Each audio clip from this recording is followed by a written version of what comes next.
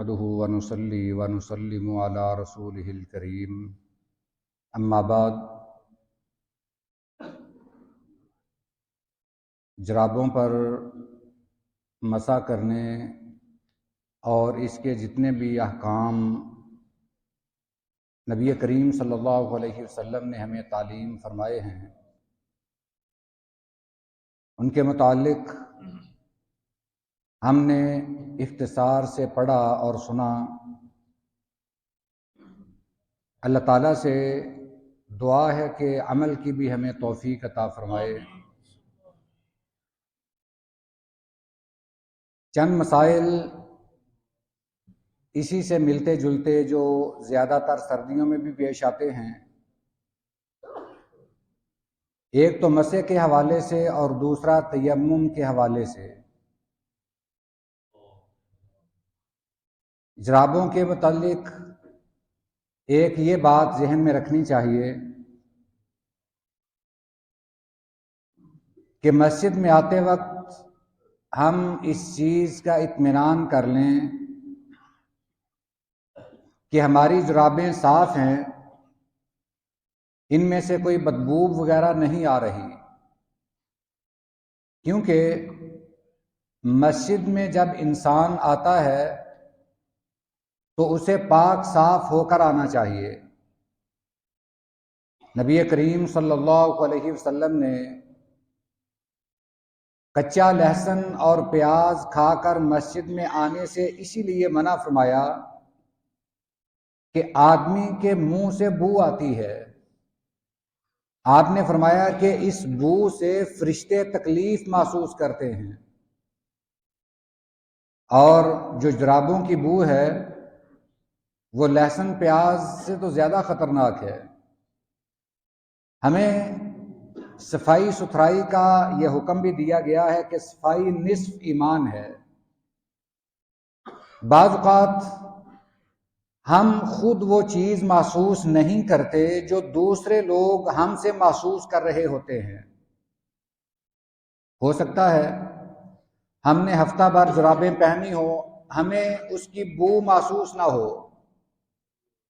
مگر جب آپ مسجد میں آئیں تو آپ کی وجہ سے دوسرے نمازی تکلیف محسوس کریں، تو اس لیے اس بات کا خیال رکھنا چاہیے کہ جرابوں پر مسح کرنے کی اجازت ضرور ہے، مگر انہیں تبدیل بھی کرنا چاہیے، دھو کر انہیں دوبارہ پہن لینا چاہیے یا دوسری اور کوئی صاف ستھری جرابیں پہن لینی چاہیے، تاکہ مسجد میں آتے وقت ہماری پاکیزگی بھی مکمل ہو اور ہم سے کوئی تکلیف بھی محسوس نہ کرے۔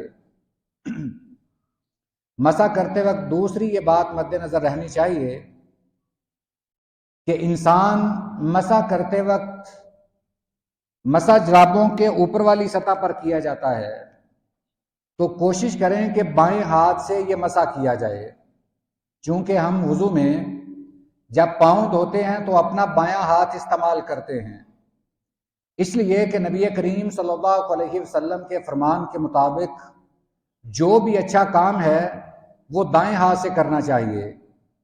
ایسا کوئی بھی کام استنجا وغیرہ ہے کہ جس کو ہم اچھا نہیں سمجھتے، وہ بائیں سے کرنا چاہیے۔ تو پاؤں کو ہاتھ لگانا یہ بھی اتنا کوئی اچھا عمل تو نہیں ہے، اگرچہ جرابیں پہنی ہیں، تو اس لیے بہتر ہے کہ ہم بائیں ہاتھ سے ہی اپنے پاؤں پر مسح کر لیں۔ اگر دائیں سے بھی کر لیں تو حرج نہیں ہے، میں نے صرف احتیاط کی ایک راہ بتائی ہے تاکہ ہمارا دایاں ہاتھ پاؤں کو نہ لگے۔ اس کے علاوہ انسان کے اگر زخم ہو جائے، ایسی صورتحال سے سامنا کرنا پڑ سکتا ہے کہ جسم کے کسی حصے پر پٹی باندھی ہو اور وہ وضو والا عضو ہو، تو اس کے لیے شریعت کا کیا حکم ہے؟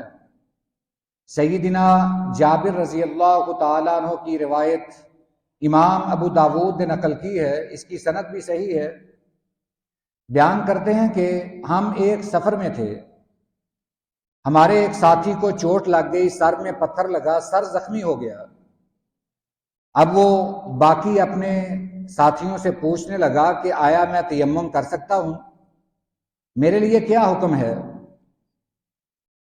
باقی صحابہ کرام کہنے لگے کہ ہمارے نزدیک تو یہ تیمم ایسا جائز نہیں، تم ماشاءاللہ صحت مند ہو، سر پہ چوٹ ہے تو کوئی حرج نہیں، تو آپ یہ غسل کرنا آپ پر ضروری ہے۔ حقیقت میں وہ جو صحابی تھے انہیں غسل کی حاجت پیش آ گئی۔ صبح اٹھ کر انہوں نے صحابہ کرام سے پوچھا، صحابہ نے کہا کہ ہمارے نزدیک تو آپ کو غسل ہی کرنا چاہیے، آپ کے سر پر معمولی سی چوٹ ہے، یہ اتنا بڑا کوئی مسئلہ نہیں۔ اس صحابی نے جب غسل کیا تو اس کی موت واقع ہو گئی۔ حضرت جابر رضی اللہ تعالیٰ عنہ بیان کرتے ہیں، ہم نے یہ صورتحال آپ کی خدمت میں آ کر عرض کی، اللہ کے رسول ہمارے ساتھ یہ معاملہ پیش آیا اور ہمارا ایک ساتھی اس طرح وفات پا گیا۔ آپ نے فرمایا کہ تم نے اسے قتل کیا ہے۔ پھر آپ نے بددعا بھی فرمائی کہ اللہ اسے قتل کرنے والوں کو ہلاک کرے۔ یعنی یہاں بڑی احتیاط کی ضرورت ہے، ہمارے فتوے کی وجہ سے کوئی جان سے ہاتھ نہ دھو بیٹھے۔ ہمیں اگر فتوے کا شوق ہے تو سوچ سمجھ کر دینا چاہیے، شریعت کے مطابق دینا چاہیے، اپنی مرضی سے کوئی ایسا فتویٰ نہ دیں جو خلاف شریعت ہو۔ تو آپ نے فرمایا کہ کیا یہی کافی نہیں تھا کہ وہ اپنے سر پر پٹی باندھ لیتا؟ تم اسے یہ بتاتے کہ اپنے سر پر جو تم نے پٹی باندھی ہے اس پر تم مسح کر لو اور باقی جسم پر پانی بہا لو۔ یعنی یہاں ہمارے لیے رہنمائی ہے کہ وضو والے اعضاء میں سے اگر کہیں کوئی عضو زخمی ہے، اس پر پٹی باندھی ہے، تو وہاں کیا کرنا چاہیے۔ مثال کے طور پر یہ ہاتھ کی انگلی پر زخم ہے، آپ نے پٹی باندھی ہے، تو آپ اس انگلی کو دھوئے بغیر وضو کر سکتے ہیں، یعنی اپنی باقی انگلیوں کو دھو لیں آسانی کے ساتھ، جہاں تک آسانی سے پانی پہنچ جائے۔ لازمی نہیں کہ آپ پیمانہ رکھ کے پیمائش کرے کہ کہاں کہاں زخم ہے وہاں تک پانی لازمی پہنچانا ہے، اس کی ضرورت نہیں اتنے تکلف کی۔ آپ صرف یہ اطمینان کر لیں کہ اس انگلی پر زخم ہے، اس کو نہیں دھونا، باقی وضو کر لیں، ٹھیک ہے، اور اس کے اوپر جو پٹی باندھی ہے اس کے اوپر گیلا ہاتھ پھیر لیں کہ آپ کا مسح ہے۔ اسی طرح سر کا مسئلہ ہے، پاؤں کا مسئلہ ہے، آپ وہ عضو دھوئے بغیر اس پر صرف مسح کر لیں۔ اور اسی طرح تیمم کا مسئلہ ہے، آج کل بعض لوگ اس سے بڑا جلدی فائدہ اٹھانے کی بھی کوشش کرتے ہیں، وضو کرنے لگے، پانی کو ہاتھ لگایا، ٹھنڈا لگا تو تیمم کر کے ہی نماز پڑھ لی۔ ایسا درست نہیں ہے۔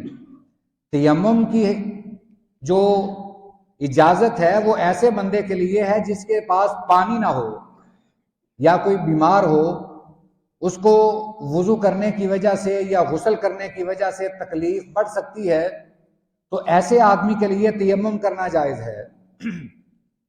بخاری شریف میں ایک حدیث مبارکہ ہے، ایک آدمی نے، غالباً حضرت عامش نے، حضرت عبداللہ بن مسعود رضی اللہ تعالیٰ عنہ سے پوچھا کہ آدمی کب تک تیمم کر سکتا ہے؟ انہوں نے کہا کہ تیمم کرنے کی اجازت نہیں ہے۔ یہی مسئلہ حضرت ابو موسیٰ الاشعری رضی اللہ تعالیٰ عنہ کے پاس گیا تو انہوں نے کہا کہ میں تو یہ سمجھتا ہوں کہ آپ نے اگر غسل جنابت واقع ہوا ہو تو اس میں تیمم کرنے کی اجازت دی ہے۔ پھر حضرت عمار بن یاسر رضی اللہ تعالیٰ عنہ کا ایک واقعہ بیان کیا کہ وہ سفر پر گئے، انہیں غسل کی حاجت ہوئی تو انہوں نے سمجھا کہ وضو کا جو تیمم ہے وہ مٹی پر ہاتھ مار کر ایک مرتبہ اپنے چہرے پر پھیر لینا اور اپنے الٹے ہاتھوں پر یہ یوں ہاتھ پھیر لینا ہے۔ اگر غسل فرض ہو جائے تو پھر تو پورا جسم ہی مٹی میں لٹانا چاہیے۔ وہ مٹی میں لوٹ پوٹ ہوئے، جب آپ کو آ کر بتایا، آپ نے فرمایا کہ تمہارے لیے یہی کافی تھا، جو تیمم وضو کے لیے کیا جاتا ہے وہی غسل کے لیے کافی تھا، مٹی میں لوٹ پوٹ ہونے کی ضرورت نہیں تھی۔ اور پھر حضرت ابو موسیٰ اشعری رضی اللہ تعالی عنہ کہنے لگے کہ تیمم کی تو آپ نے اجازت دی ہے۔ حضرت عبداللہ بن مسعود رضی اللہ تعالیٰ عنہ سے پوچھا گیا کہ آپ نے تیمم سے کیوں منع کیا؟ وہ کہنے لگے کہ ہمارے لوگ سہولت سے ناجائز فائدہ بھی اٹھانے لگ جاتے ہیں، اگر ان کو تھوڑا سا بتاؤ کہ یہ سہولت ہے وہ پھر آگے بڑھ جاتے ہیں، پھر تو یہ وضو کرنا ہی چھوڑ دیں، تھوڑی سی سردی آئی نہیں کہ یہ تیمم پہ لگ جائیں گے۔ ایسا ہرگز نہیں، پانی ٹھنڈا ضرور ہوتا ہے مگر وہ آدمی کے لیے مضر صحت نہیں۔ ہاں کوئی زخمی ہے، بیمار ہے، اس کے لیے تیمم کی اجازت ہے۔ اگر غسل بھی فرض ہو جائے تو آدمی کو بخار ہے یا کوئی بیماری ہے، نہا نہیں سکتا، تو اس کے لیے بھی تیمم کرنا جائز ہے۔ ان احکام کو ہمیں سمجھنا چاہیے۔ اللہ تعالی ہمارے تمام اعمال اپنی بارگاہ میں قبول فرمائے۔ وآخر دعوانا ان الحمد للہ رب العالمین۔